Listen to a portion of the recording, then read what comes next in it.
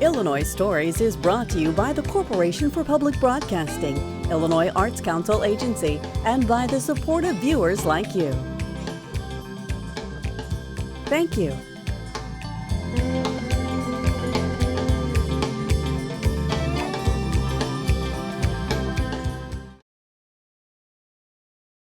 Hello, welcome to Illinois Stories. I'm Mark McDonald in Winchester. Sometimes we just have to revisit places where we've shot stories before. 10 years ago, we came to Winchester to the Old School Museum and were flabbergasted by the restoration job they did on this building and the way they filled it with historical artifacts. And now 10 years later, they've astounded us again with the way they've built this museum up. Come on inside. Well, Patricia, it's been 10 years since we were here shooting an Illinois Story when you first opened the museum. My very first year. And I thought it was remarkable then because when I think about what it must take to do a building this old that had been vacant for some time, but I was floored then. I'm even more amazed now because now it's full of great stuff. It really is full. Every time we arrive from New Jersey, we walk in and we're just amazed at how many things have accumulated here. The community's been really generous, donating so many artifacts and personal items that have great stories with them. And we were just walking around yesterday going, wow. You know, I remember when we thought we would never fill this place up, and now we're fighting for inches of space to put things That's in. a nice problem to have. Yeah, it is. It's a wonderful problem. Most museums have the problem of having, okay, we got all this stuff. How do we keep it dry? How do we keep it safe? How do we categorize it so we can find it if we want it? Well, yes. all that kind of stuff. No, we have been using a wonderful Past Perfect is the name of the program. So we do keep things well organized and cataloged. The storage is getting to be an issue, but we have more space in this building. We just have to make sure it's all dry and secure. Yeah. But yeah, no, we've been really lucky. We've added so many new things. Yeah. Well, that's why we came here today, to see some of the new things you had. Even the things that have been here all 10 years are very fascinating. People love them. Right. But it's always nice to keep generating new ideas and new things. We keep moving things around. The Smithsonian Institute exhibition was in here last year, and it did cause us to absolutely vacate this space in the middle.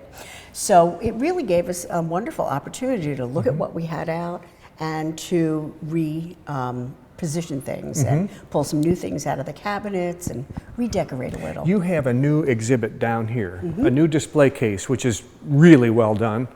And people may not know that this was a really good area for clay, and where there's clay, there might be ability to make pottery. Absolutely. So this display case is all about the early potters who were in Winchester at the time, and there were a lot of them. Right, all over Scott County. And in fact, there was a time when the city was doing some work, and they actually ran into like, wow, here's a whole storage area of old pottery that may have been, I guess it was discarded for some reason or another, but shows you the plenitude of the pottery that was here. Well, this was, we called it the Dig at Dorsey's Ditch, and it was out in front of the Dorsey's house right over here on Maple.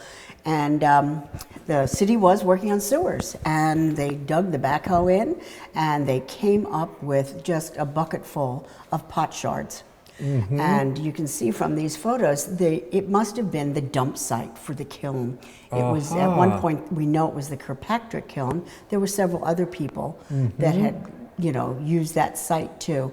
And again, they used those sites because they were rich with the right kind of soil.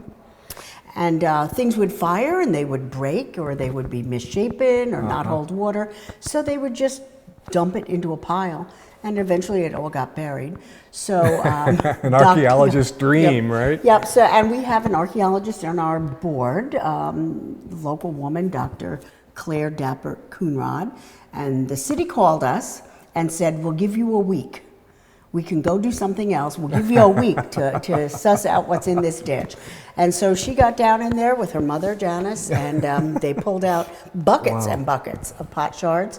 And she put together this whole display, which is just amazing to me. This is really tells you a lot about the history of this area, because starting in 1830, you can see here that there was a potter working there for 4 years. That E.B. and Thomas Kilpatrick, when we see some of that work from here, from 34 to 36, and then all the way up to 1860, some of these date back to, and I'm sure there were potters working later than that as well. It's just that their work wasn't here. Yeah. No, there were several really big potteries throughout the area, and they did keep going. And, you know, it was impossible for people to ship all these things. They were fragile. It just didn't make sense. It wasn't like you had Amazon Prime and they were delivered overnight. Make it on site, you right? know? Make it so where it's they needed. made it. They even made early plumbing. We have some early plumbing pipes out in the front. You know, whatever they needed to run water through, that's what they made. Another recent acquisition, the soda fountain. Oh, the I love soda this. fountain. Well, And this is actually, a dream. Even the sign tells you you're entering the little world of paradise here. Yep. But this is a remarkable piece that when you look at the stone that this is made of, It's beautiful. the granite that this is made of, I can't imagine. This must have been put together in the store because moving this thing would be Yeah, well, we did move it. I know you must have. I don't know how you did it. There's a funny story that goes along. This came out of Frost Drug Store. And Here in Winchester. Yes, Yeah. right here on the square. Yeah. And I got a phone call one day from Chuck Frost, who's a member of our board, and he said, the soda fountain's in your basement, meaning the basement here. And I was kind of like, what? And I guess the building was for sale. It was, I don't know if his family owned it anymore, and he wanted to rescue this thing from it so that it wouldn't be destroyed. So he got together some people and they put all the pieces in the basement. Yep. And then when we got out here, my husband Andy built a floor for it to stand on so it would mirror the store. And it had that square checkerboard square, didn't it? Yep, it did. The store did. And these are the original stools. Yeah. Yep. And then we put it together. It took, I guess there were 6 or 8 adult men bringing this in and putting it together and piecing it back together. And I still have dreams of one day having an ice cream social in here. That'd be a good fundraiser. Yeah, it would yes, be. It would. We don't have the guts to the machine, but we can make it work. You can make it work. From the 1940s to the 1970s, children all over the country sat at something just like this. Oh, they did. Absolutely. Eating their phosphate, drinking their cherry phosphate. Sure. We even have the gum on the underside to prove it. There's plenty of that. This is a good photograph. Yeah, that is. Because this is the actual Frost drugstore and Right. the actual soda fountain that we're looking at. Right. And you can see the floor, that you recreated there.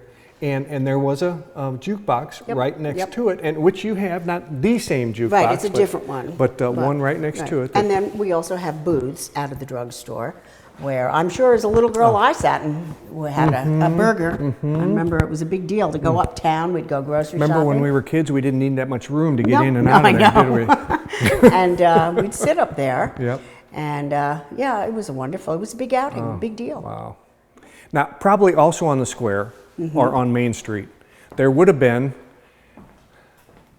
a hairdresser. Yes. And there was above the barber shop, right?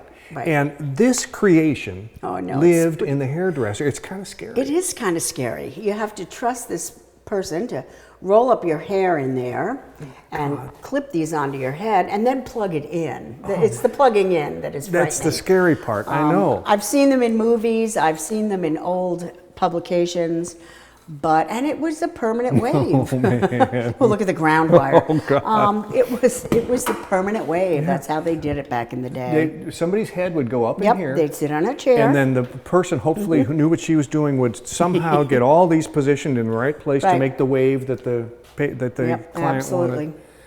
And, it's the Model S16 electric hair curler made by Duart in the 1940s. And we're not yet sure. We're still gathering history on this beauty parlor. But I know from the photograph that this little cabinet hanging on the wall and the mirror were originally in the shop. And that could be as early as the 30s. Again, we're still researching.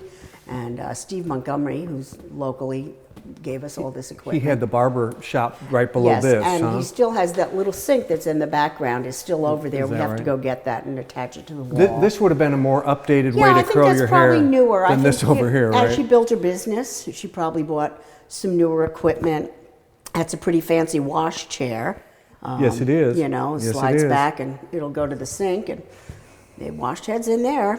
So we're really happy to have it. Oh, so it's priceless. And a little chair from one of the shoe stores. There were many uptown, but I remember this one. Slaters, and when you went in, and they would fit your shoes. Those of us of a certain age remember exactly that somebody would come and he would sit down, and he'd sit here. I'm not gonna sit there. and you'd put your foot there, and he'd measure. He had that little sliding thing, and he'd measure, and then he'd go get your shoes out of a box. And so we're happy to have that. We've had that for a while. We're trying to turn this whole area into a little Main Street, Scott County. That's neat. We have the original sign from Dave's Vintage Guitars and Amps, which is no longer there, Mayor Dave Newman, and the drugstore. And then we also have, it's not out right now, some items from the Alsea Brick Factory. So we're hoping to get some more things from some of the other communities too, and continue to develop this into a little Main Street Well, area. thank you. Yeah, it's been my pleasure. Wilson Newman, in the school year, you're a history teacher in Griggsville. First year. In the summer, well, did you like the first year? I got through it. You got the, and you're going back? Yes. Okay, well, you must have liked it. And in the summertime, you get to be the assistant director of this museum, which for a history teacher, that's kind of a neat thing to get to do in the summertime, isn't it? Absolutely. Yeah.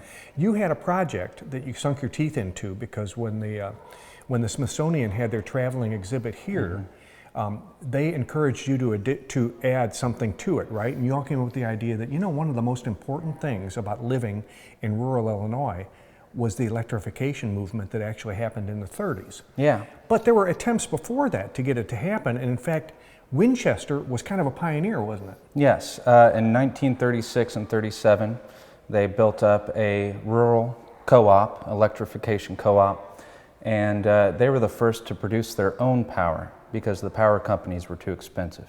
And this was the Scott County Rural Electric, right? Well, it was the Illinois Rural Electric Co-op, and that would have been Pike, Scott, and some of Morgan County as well. So they built their own power plant.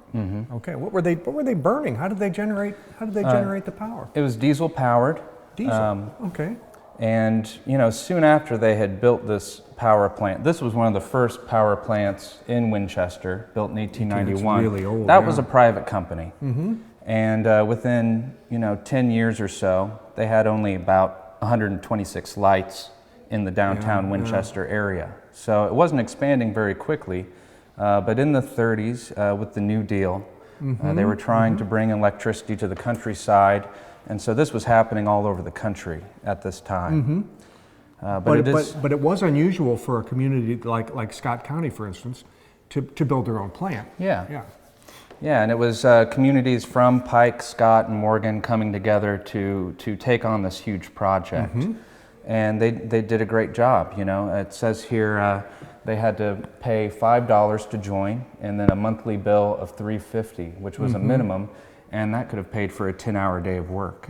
Yeah, that was, nobody had any money in 1937, but that was still, it had to be done. I mean, electrification made so much happen. It improved so many people's lives that pay scales started to go up real quick then. Yeah, think about running a farm without electricity. It would have been difficult. Yeah, it sure would. And so we were the first to produce our own electricity as a co-op, and also as a co-op, they were the first to build their own wind generating plant in Pike County. I remember when they activated that thing. That's right. So the same company, the same rural electric Same co-op, yeah. And what about this down here? This was my grandfather, Earl. He was Newman. a lineman? He was a lineman. Earl Newman. So he worked for many years for the co-op, and so we had saved this away, like so many people do. They save important artifacts away. So we are lovingly displaying this. Now, that's your grandpa? Yes, my grandfather. Isn't that comforting to know that you've got his stuff and you can put it here and educate people about him? Come on over here, because you've got another new exhibit over here. World War II. A couple of veterans here from the Winchester area. Yes, this is our local collection of World War I and World War II items. Unusual all from local for a veterans. woman for a woman to join the Marines at that time, I think. Yes, Margaret O'Donnell. She joined in 1944. They were bringing in women to fill non-combat positions, and she helped keep track of the soldiers as they went overseas and moved around. They had to make sure they knew where they were, in case some kind of family emergency propped up. Sure. So she had a very important role, and after she was honorably discharged in 1945, she went on to work for the Marine Bank for about 30 years. She must have had a mind for detail, I'll tell you. She must have been good at that. And Bob Friesen, this is his uniform. Yes, Bob Friesen. He's from, he grew up near Oxville on a farm, graduated from Bluffs High School, and he was drafted in the 83rd Infantry, fought in the war, was injured near Ham in 1945, and he came back to Scott County and started an earth moving business that he built into a multi-million-dollar company. I think we've seen his trucks and equipment. Yeah, now part of UCM. And Bob is still with us, isn't he? He's retired. He's rolling around the countryside, for him. looking at the beautiful country we have here. He pretty much has a house on wheels, and he travels with his wife, Deb. And they're both alive. That's terrific. Good for him. Andy, when you and your wife bought this building, what, 15 years ago? About 15 years. It was in deplorable condition, wasn't it? It was in terrible condition. It had been basically abandoned for quite a few years. It ceased to be a school in 1958, and it was a furniture dealership had used it as basically a warehouse. And then I don't know exactly when that ended, but then it just fell into complete degeneration. And this room in here was a complete mess. There were just families of pigeons that had lived in here for years. Yeah. They had to have guys with hazmat suits come and clear it out. Yeah. It was just a horrible mess. Yeah. And the whole building, a lot of the wainscoting and such had been taken down. We actually recovered some of it from an antique dealer who had it and kindly sold it back to us for the price he paid. And you were able to reinstall it? Yes, we oh, were. Wow. Yeah, so we did, Yeah, but we did quite a bit of renovation on the building. There's a, if anybody is going through the museum, we have one of these digital picture frames with a rotating collection of pictures of before and after taken from the same point of view, and it's pretty startling. Yeah. One nice thing about this area back here is it gives you you have an overhead door. Yes. You have a nice flat concrete floor, and you can roll big machines in and out of here, which is what this room is all about, because mostly it's transportation. That's right. And you're an old car guy, and I love this first piece we're going to see here, because this is maybe one of the oldest automobiles that anybody might see. It is. It's a 1902 Oldsmobile, and it was Oldsmobile began production in 1901, and this is basically the same car. Ransom E. Olds, whose initials are REO, started the Oldsmobile company, and this was the first product that they manufactured. And it was one of the first cars that had interchangeable parts, which was an important thing. It wasn't a production line like later was developed with Henry Ford, but an important step was the cars could be dismantled. You could have a pile of parts. You could have 3 cars. In fact, I think he did this as a demonstration. Had 3 cars completely taken apart in pieces and just built 3 cars back together out of the parts. Prior to that, a lot of carriages and the very, very early automobiles were basically put together by blacksmiths. And everyone was a little different, so the parts were not interchangeable. So that was A part goes out and you're pretty much out of luck. Yeah, you have to have it refashioned. So, so that was an important thing about the Oldsmobile, and there were quite a few of them sold. He was in partnership with some investors, and early on in the life of Oldsmobile, Ransom E. Olds fell out with his partners and left the company. He was not able to take the name Oldsmobile with him. That continued on, but he began another company that using his initials called REO, R-E-O. As a matter of fact, if we look behind us over here with this red fire truck from the Winchester Fire Department that they loaned to you all, that's a REO, isn't it? It is a REO. It's a good example of some of his work. It's a mid-20s REO, I believe it's 1925. And REO went on, in addition to manufacturing automobiles, they became famous for a line of trucks called the REO Speedwagon. Good Illinois band. Yes, an Illinois I wonder band where as they well. got the name. That's right, that's right. All right. So I'm not sure exactly how it translates to the band, but that's where the name came from. And so this is an example of a truck manufactured by Rio. The company itself continued manufacturing until the Depression. It was one of the companies, one of many car companies that got wiped out in the Depression.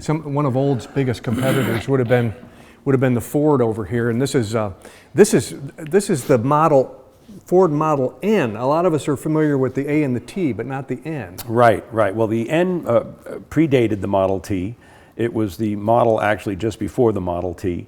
It was brought out and introduced to in the car shows in New York Automobile Show in 1906, and this is a 1906 model. There are models earlier than this. There was an earlier Model A, not the Model A that everybody's familiar with from the late 20s, but it was actually the same era as this Oldsmobile.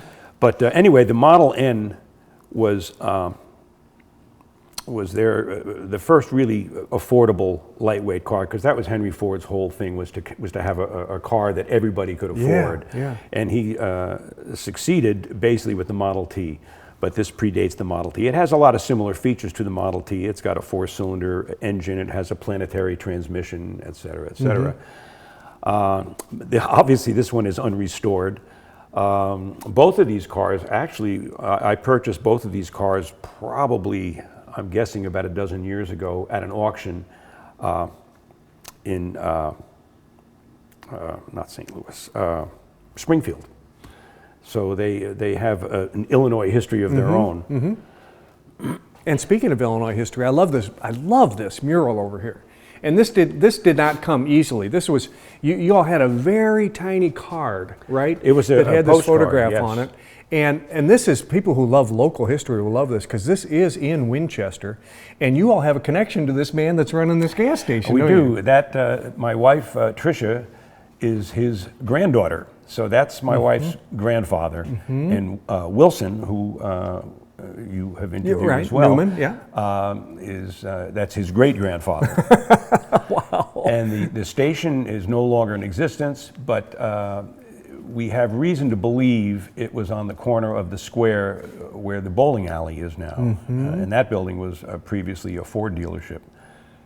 And this is really interesting, because surrounding the gas station, you have this advertisement here for the circus, and you can see, I guess this is the 1920s, how a sort of that's kind of risque, isn't it? I mean, you know, for the 20s it is. That might sell some tickets for sure. Absolutely, life. It might sell some tickets.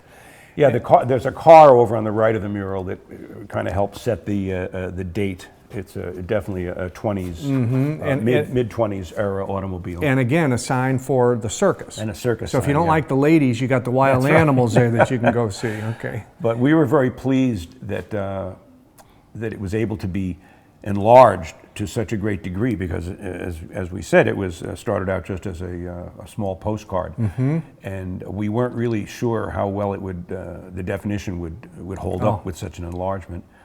It is beautiful. But it turned out well. It's 3 4x8 panels, and it looks great. We love it.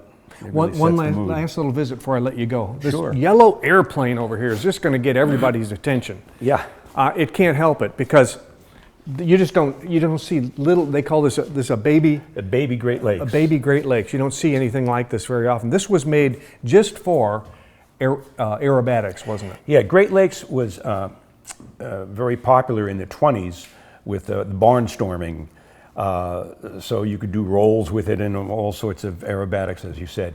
And this is basically a scaled down version of that. It's made by Great Lakes, but they called it the Baby Great Lakes. It was available in kit form, and I believe you could buy it assembled, but a lot of people built them as kits. And somewhere on it, it says experimental, and that indicates that it was put together by a consumer who bought it as a kit and put it together. The little speedster can be airborne in 5 seconds from a dead stop. That's what they say. That's getting some That's speed. moving, yeah.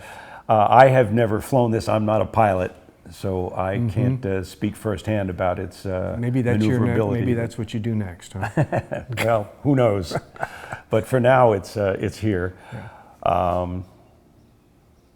I like old things and collect old things, and I had an opportunity to buy this from a friend who had purchased a garage full of car bits and motorcycles and such.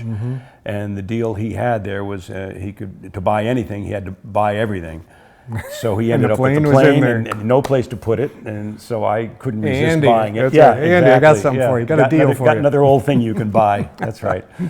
And I really had no place to put it, so we decided it would have a nice home out here, and it's served us well. We have a lot of school classes that come in and tour the museum, and the kids always love the plane. They flock to it, and you know, looking inside the cockpit and such, and they're fascinated by it. Thank you, sir. Oh, absolutely, absolutely. The Old School Museum is open April through December, Friday, Saturdays, and Sundays, and it's free. They would like a donation, but it's not necessary. With another Illinois story in Winchester, I'm Mark McDonald. Thanks for watching.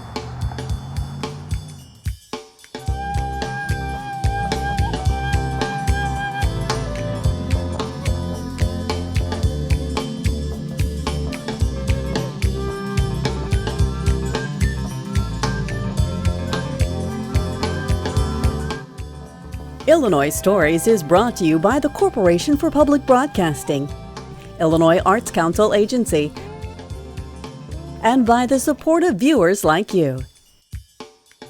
Thank you.